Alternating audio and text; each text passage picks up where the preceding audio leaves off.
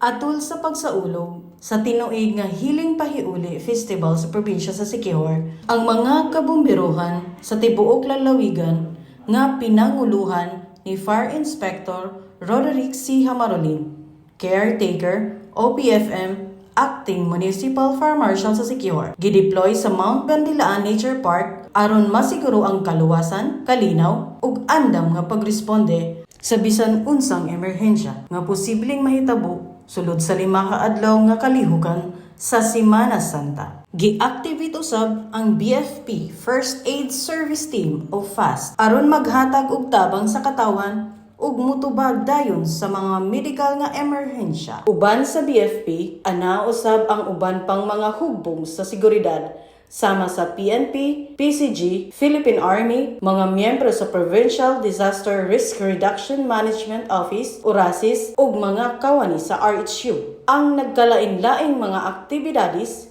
gisugdan ni adtong Abril 16 hangtod 19, 2025 pinaagi sa usa ka santos nga misa ug opisyal nga pag-abli sa programa nga gipanguluhan sa Provincial Government of Siquijor. Nisalmot usab ang katawhan nga gikan sa nagkalain-laing bahin sa probinsya. Lakip na ang mga bisita gikan sa mga kasikbit nga mga lugar. Ang Siquijor unang naila isip isla sa pagpanambal. Una pa kini gitawag og Katugasan, Isla del Fuego ug Mystic Island. Ang practice sa traditional nga pagtambal nahimong panginahanglan sa mga katawhan kani adtong panahon nga wala pay ospital ug medisina sa isla. Bisan pa sa kausaban sa panahon ug pag-uswag sa teknolohiya, ang kultura sa pagpanambal nagpabilin ug gitamod gihapon sa kadaghanan. Dugang pa niini, adunay tabo pahiuli diin gipresentar ang mga lokal nga produkto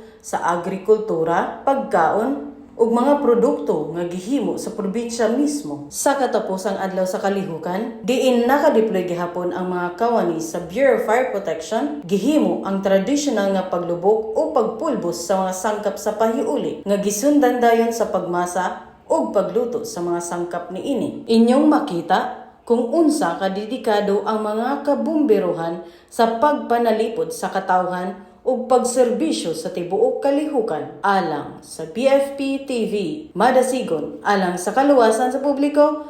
Kini si FO3 Luzelle E. Humawan.